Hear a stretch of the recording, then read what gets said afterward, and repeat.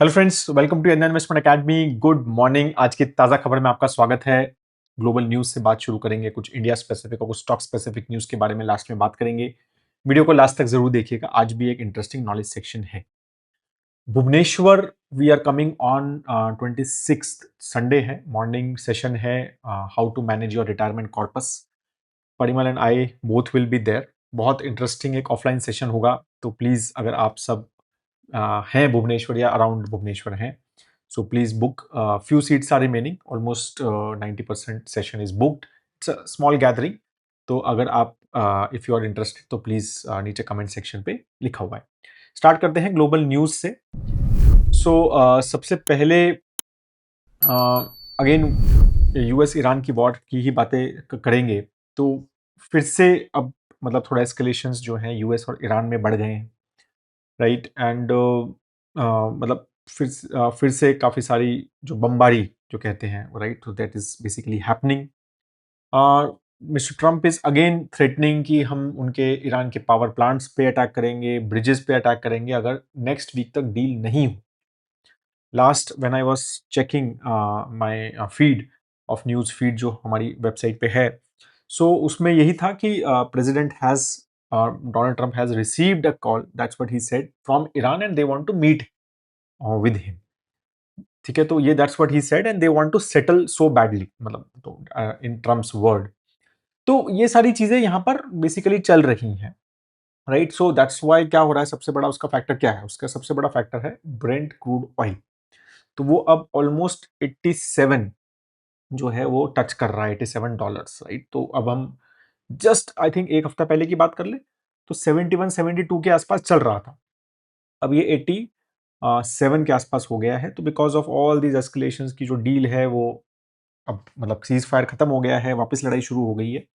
And Hormuz फिर से बंद है। फिर पहले उन्होंने डोनाल्ड ट्रंप ने कहा कि हम 20% उसके ऊपर टोल लगाएंगे, मतलब US will take that toll. अब उन्होंने वो खत्म कर दिया, उन्होंने कहा नहीं हम नहीं लगाएंगे, right. So all those complications are happening and that's why crude oil जो है वो वापस काफी बढ़ गया है।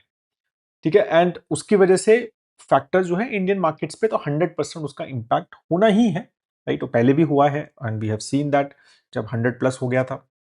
तो फिर से वही रिस्क एसोसिएटेड होने शुरू हो जाएंगे। क्रूड ऑयल प्राइसेस बढ़ गया तो फिर से इन्फ्लेशन का रिस्क बढ़ जाएगा, करंट अकाउंट डेफिसिट की इश्यूज आ जाएंगे। तो वो सारे कॉम्प्लिकेशंस फिर से हमारी इकोनॉमी में क्रूड ऑयल की वजह से आने शुरू हो जाते हैं, राइट। तो let's see basically how it goes from US market perspective. थोड़ी पॉजिटिव साइड में ही थी। अगेन ऐसा कुछ नहीं है कि बहुत ज्यादा ग्रो हुआ, बट पॉजिटिव साइड्स थी, कुछ अच्छे रिजल्ट्स आए, उसका फैक्टर था। बट अभी भी चिप स्टॉक्स जो बेसिकली सेमीकंडक्टर स्टॉक्स हैं वो कंसिस्टेंटली काफी गिर रहे हैं। कोई मेजर रीजन नहीं है, अगेन मतलब मेरे ख्याल से वैल्यूएशन ही एक रीजन है, और एक मीन रिवर्जन जो बोला जाता है या प्रॉफिट बुकिंग जो बोला जाता है, ठीक है, तो वही एक रीजन बेसिकली है। कोई ऐसा नेगेटिव कुछ नहीं है। रिजल्ट्स भी आया एएसएमएल का, डिसेंटली गुड रिजल्ट आया, but again as I said expectation काफी ज्यादा है शायद, राइट। तो उस हिसाब से ही मार्केट चल रही है, right. But overall market grew, right. BlackRock का रिजल्ट काफी अच्छा है, तो वो काफी अच्छा हुआ। $15 ट्रिलियन का एसेट अंडर मैनेजमेंट जो है ब्लैक रॉक का हो गया, $15 ट्रिलियन। Just imagine, right. हमारी पूरी म्यूचुअल फंड इंडस्ट्री अभी तक $1 ट्रिलियन की नहीं हुई है। मेरे ख्याल से हो जाएगी अब शायद इस ईयर के एंड तक, बट अभी तक $1 ट्रिलियन की भी नहीं हुई है पूरी म्यूचुअल फंड इंडस्ट्री। और वहां पर एक जो एएमसी है, राइट, वो $15 ट्रिलियन की। तो you can imagine the size of that economy and size of the things which ये जो कंपनीज करती हैं। बाकी ट्रेजरी यील्ड थोड़ी वहां पर गिरी, वापस 4.6 के नीचे आ गई, राइट। तो यूएस में एंड मेजरली एक तो उसका मेजर फैक्टर जो रहा वो है कि इन्फ्लेशन एक मैट्रिक्स जो है उसके कुछ नंबर्स आए, तो वो लग रहा है कि लास्ट मंथ मतलब बेसिकली जून में इन्फ्लेशन थोड़ा सा कूल हुआ है। क्वार्टर ऑन क्वार्टर यूएस का इन्फ्लेशन थोड़ा सा कम हुआ है, एंड दैट्स व्हाई वहां पर वो फैक्टर्स हुए कि एक्सपेक्टेड है कि इस बार भी यूएस फेड का इंटरेस्ट रेट्स बढ़ने या गिरने का कोई चांस नहीं है। मोस्टली एक्सपेक्टेशन यही है कि वही same interest rates carry forward रहेंगे, राइट। अगर अब दूसरा रिस्क जो है इंडिया पे आ रहा है वो यही है कि 100 अब फिर से कुछ एक और नया बिल यूएस में चल रहा है, राइट, जिसमें 100% टैरिफ लग सकते हैं इंडिया में, because India is purchasing Russian crude oil prices, right. So 5 countries, China, India, Hungary, Slovakia and Azerbaijan, ये 5 कंट्रीज जो हैं काफी बड़ा मतलब सारे सबसे बड़े लार्जेस्ट बायर हैं रशियन ऑयल के, राइट। तो उसकी फैक्टर में कुछ एक बिल चल रहा है यूएस में कि भाई अगर कोई लेता है तो इन 5 कंट्रीज़ के ऊपर 100% अप टू 500% तक टैरिफ लग सकता है। तो basically anything above 50 is just मतलब इट्स जस्ट अ सिंबॉलिक। 50 के बाद मुझे लगता है कि वो एक्चुअल इम्पैक्ट जो है वो बहुत ज़्यादा वहाँ पर होने लग जाता है। राइट? तो ये भी एक रिस्क जो है अभी हमारी इकोनॉमी पे एक और रिस्क ये अटक रहा है। अभी इस तरह की कोई पॉलिसी यूएस की आ जाती है तो टैरिफ डील वगैरह जो हुई है, तो वो सब फिर कॉम्प्लिकेशन वहाँ पर क्रिएट कर होने सकती है, तो ये आपको ध्यान रखना है। इंडिया स्पेसिफिक कुछ न्यूज़ जो है कल कैबिनेट के कुछ डिसीजंस आए थे, उसमें उन्होंने एक तो 62,500 करोड़ रुपीस की मोबाइल फ़ोन मैन्युफैक्चरिंग स्कीम जो है, वो अप्रूव की है, ठीक है?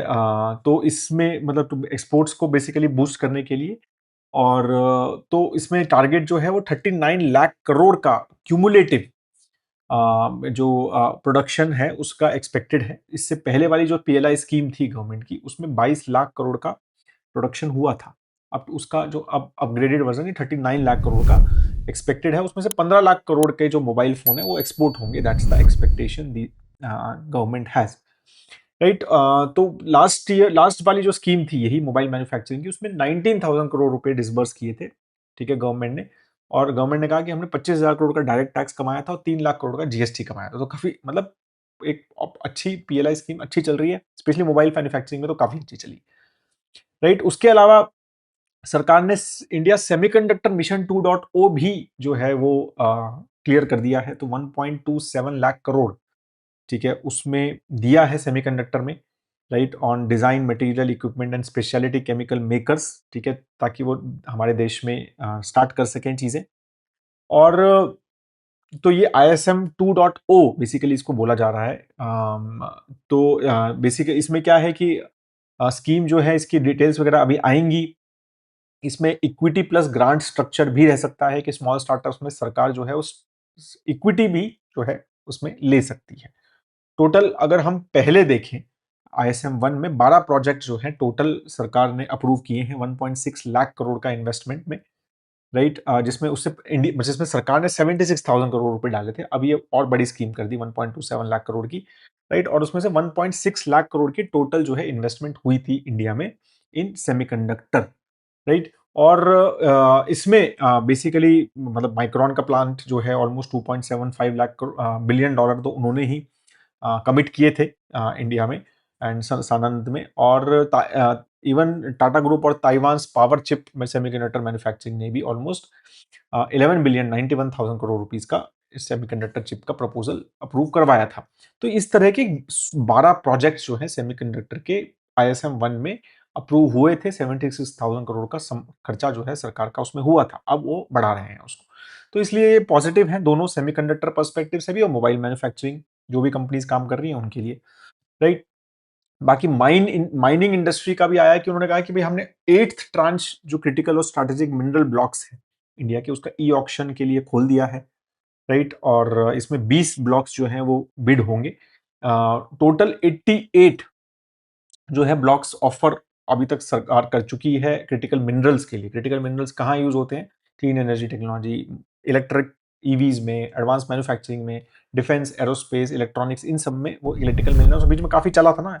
चाइना ने क्रिटिकल मिनरल्स अलाउड नहीं किए थे, तो वो सारे फैक्टर्स हुए थे। इसलिए जो है 88 जो है टिल नाउ ऑफर किए, 56 जो है उसका ऑक्शन हो चुका है और 20 का अब जो है यहाँ पर होगा, राइट? तो ये इंटरेस्टिंगली अब ये क्रिटिकल मिनरल्स पे भी सरकार की क्लियरली फोकस यहाँ पर है, ठीक है? तो ये 3 काफी बड़ी न्यूज थी फ्रॉम द सेक्टर पर्सपेक्टिव।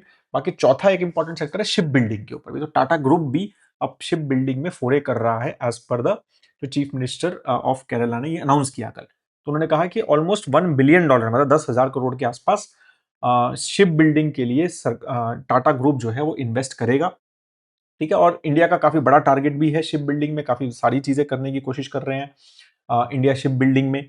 अभी तो इंडिया का जो शेयर है दुनिया में सिर्फ 1% से भी कम है, राइट? और बट इसमें काफी सारी चीजें हो रही हैं। मजगांव डॉक जो है ऑलमोस्ट 30,000 करोड़ रुपीज का प्रोजेक्ट सेटअप कर रहा है आंध्र प्रदेश में, विशाखापट्टनम में। इसी तरह साउथ कोरियन जो एचडी हुंडई ग्रुप है वो भी ऑलमोस्ट 38,000 करोड़ रुपीज तमिलनाडु में कर रहे हैं।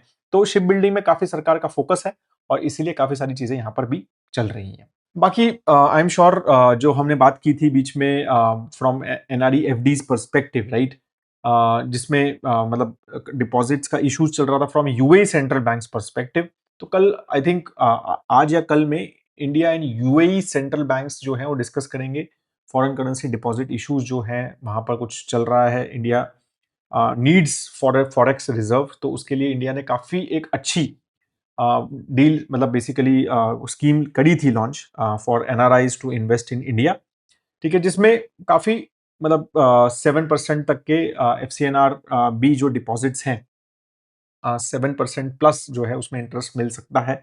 तो वो सारी चीज़ें हो रही थी, बट यूएई सेंट्रल बैंक ने उसमें कुछ इश्यूज क्रिएट किए थे, right? And that's why I think Indian and UAE central banks are sitting together and hopefully things will be sorted. कुछ स्टॉक स्पेसिफिक न्यूज के बारे में बात करें तो आर्थर एनर्जी जो हमारी टू व्हीलर कंपनी है, उन्होंने 1300 करोड़ रुपीज का बेसिकली क्यूआईपी लॉन्च किया है, 1300 करोड़ रुपीज का।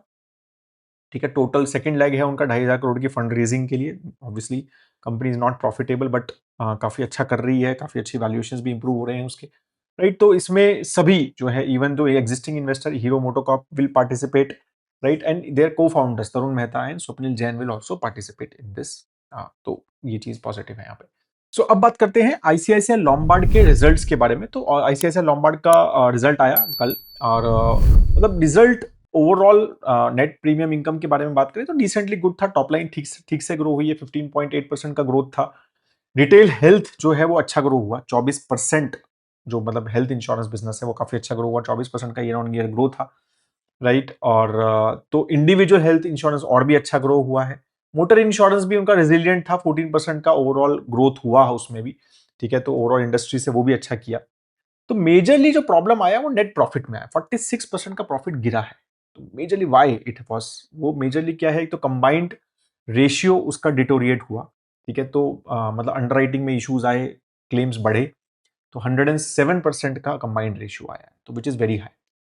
ठीक है, और सेकंड जो रीजन जो था उसमें कुछ फायर इंश्योरेंस के कुछ तो सुप्रीम कोर्ट का उनके अगेंस्ट वो आया था केस, और उसमें उनको एक वन टाइम का काफी बड़ा खर्चा उसमें आया। तो इसलिए नेट प्रॉफिट काफी ज्यादा ग्रो डिग्रो हुआ है, and that can be a big negative for the company. ICICI prudential life का भी रिजल्ट आया, वो काफी अच्छा है। ठीक है, तो नेट प्रॉफिट 28% से बढ़ा है, प्रीमियम इनकम 15% से, न्यू बिजनेस प्रीमियम भी 21% से बढ़ा है, तो वो काफी अच्छा कर रहा है। तो स्पेशली मुझे लगता है जीएसटी हटने के बाद, राइट, उसमें काफी पॉजिटिवली आई है मतलब term insurance and all these perspective से। तो वहां पर अंडरराइटिंग प्रॉफिटेबिलिटी भी थी, मार्जिन एक्सपेंशन भी हुए, राइट? रिटेल रिटेल जो प्रोटेक्शन सेल है स्पेशली वो काफी अच्छा हुआ। तो वो काफी एक पॉजिटिव मेरे ख्याल से रिजल्ट आया। सिमिलरली एचडीएफसी लाइफ का भी रिजल्ट आया, राइट? डायरेक्ट कॉम्पिटिटर्स हैं दोनों, उसमें भी रिजल्ट ठीक है, मतलब उतना अच्छा नहीं है जितना आईसीआईसीआई का, बट ठीक है। ठीक है, तो 11% का नेट प्रॉफिट ग्रोथ हुआ है, 15% का नेट प्रीमियम ग्रोथ हुआ है। ठीक है, सो मतलब second largest private in health insurance player है ये ओवरऑल, राइट? तो अ, सब चीजें ठीक थी, बट मतलब जितनी आईसीआईसीआई की अच्छी थी, राइट, जितना नंबर्स आईसीआईसीआई के अच्छे उतने उसके numbers basically you can say कि they are not that good overall. Groww का भी रिजल्ट आया, राइट? तो ग्रो का result was like blockbuster quarter clearly. ठीक है, top line growth Q on Q थोड़ी सी गिरी है, but year on year double almost profitability हो गई है। ठीक है, नेट प्रॉफिट डबल हो गया है year on year, operating EBITDA भी ऑलमोस्ट डबल हो गया है, मार्जिन्स भी इंप्रूव हुए हैं, राइट? और रेवेन्यू फ्रॉम ऑपरेशन भी 66% ईयर ऑन ईयर बढ़ा है। बट यही है, बस थोड़ा सा यही है कि क्यू ऑन क्यू थोड़ा सा नंबर जो है वो गिरा। ठीक है, तो but overall results were very very good from this perspective. So that is all the major news की बात करें अगर हम, अब हम बात करते हैं आज के नॉलेज सेक्शन की, जो मैंने बात करी थी आपसे। तो ये चार्ट मुझे मिला बेसिकली, बहुत सारे लोग ये सवाल पूछते हैं, राइट? हम क्रूड ऑयल प्राइसेस की बहुत बात करते हैं, और मतलब हम बेसिकली बैरल्स की बात करते हैं, राइट? एक बैरल कितने का है, वो सब बैरल वर्ड काफी यूज होता है। तो यहाँ पर ना एक average, again this can be of different qualities, and Russian crude का अलग हो सकता है और अमेरिकन क्रूड अलग हो सकता है, राइट? बट मोटा मोटा मतलब मुझे भी ये चीज समझ आई, मतलब कि एक बैरल ऑफ क्रूड 159 लीटर के आसपास होता है। ठीक है, उसमें से 42% पेट्रोल निकलता है, 27% डीजल निकलता है, 10% जेट का फ्यूल निकलता है, 4% एलपीजी, 7% पेट्रोकेमिकल्स, 5% मरीन फ्यूल निकलता है, 2% लुब्रिकेंट, और 3% एसफॉल्ट, मतलब प्लास्टिक वगैरह जहां से यूज होते हैं हमारे बनते हैं। तो ये सारी चीजें यहाँ पर यूज होते हैं। So this is what the overall crude oil की बात करें, जब हम बैरल की बात करते हैं ना कि एक बैरल हम कितने बैरल, इतने लाख बैरल जो है, इतने मिलियन बैरल्स की बात जब होती है कि हमारा डेली हम कंज्यूम करते हैं, इस तरह से वो बेसिकली डिवाइड हो जाता है। ठीक है, तो ये सारी चीजें जो है क्रूड ऑयल मतलब से निकलती हैं, तो ये सारी चीजें इंपैक्ट करती हैं। क्यों एयरलाइन के प्राइसेस स्टॉक गिर जाते हैं जब क्रूड ऑयल बढ़ता है? क्योंकि जेट फ्यूल यहां से आ रहा है। ठीक है, क्यों ऑटो सेक्टर थोड़ा सा नेगेटिव हो जाता है? क्योंकि यहां से आ रहा है। क्यों एशियन पेंट्स जैसे स्टॉक, पेंट स्टॉक्स नेगेटिव हो जाते हैं? क्योंकि पेट्रोकेमिकल, ठीक है, यहां से आ रहा है बेसिकली, राइट। क्यों आप अगर बात करें कि प्लास्टिक कंपनीज या जो इस तरह की कंपनीज हैं, उनके भी थोड़ी सी चीजें नेगेटिव हो जाती है, उनके मार्जिन पे भी इंपैक्ट होता है, अगेन बिकॉज एसफॉल्ट यहां से आ रहा है। क्यों lubricant companies, right, tyre companies, ठीक है, उनको भी इंपैक्ट इस सब चीजों से होता है। तो यही सारी चीजें हैं कि that's why crude oil is such an important factor, right. Diesel और पेट्रोल का तो है ही इंपैक्ट, क्योंकि भाई हम ट्रांसपोर्टेशन महंगा हो रहा है, इन्फ्लेशन पे इंपैक्ट हो रहा है, वो तो है ही, राइट। और हम मेजरली 85% हम इंपोर्ट कर रहे हैं, तो वो भी इसीलिए क्रूड ऑयल, तो वो इसीलिए ना क्रूड ऑयल का जो इम्पैक्ट है ना कम हो गया है। मतलब ऐसा नहीं है, उसका जो एक इंटेंसिटी फैक्टर होता है कि क्रूड इंटेंसिटी, वो काफी कम हुई है लास्ट 15-20 सालों में। इसमें कोई ऐसा नहीं है कि नहीं कम नहीं हुई है, तो हमारी डिपेंडेंस ऑन दिस, राइट, मतलब जितना इम्पैक्ट हमें पहले होता कि 20 साल पहले, 15 साल पहले, वो अब नहीं है, सिग्निफिकेंटली लो है, बट अभी भी बहुत है। ठीक है, तो इसीलिए जब ये जो वॉर है, ये हॉर्मुज है, ये हमारे ऊपर काफी बड़ा इसका इम्पैक्ट है। तो ये सारी चीजें थोड़ी सी हमें थोड़ा सा ध्यान बेसिकली इन चीजों पे रखना पड़ता है एज ए इकोनॉमिस्ट या फिर एज ए मतलब एनालिस्ट, क्योंकि ये सारी चीजें हमें काफी इंपैक्ट करती हैं। That is all I just wanted to show. ठीक है, if you still have any question, आप प्लीज कमेंट सेक्शन में जरूर लिखिए, और वीडियो अच्छा लगा तो लाइक जरूर कीजिए। और भुवनेश्वर सेशन, अगर आप भुवनेश्वर के आसपास हैं तो प्लीज कमेंट सेक्शन में लिखा हुआ है, और डिस्क्रिप्शन में भी डाला हुआ है हमने लिंक, तो वहां पर जरूर बुक करें। हैव ए ग्रेट टाइम है दोस्तों, जय हिंद।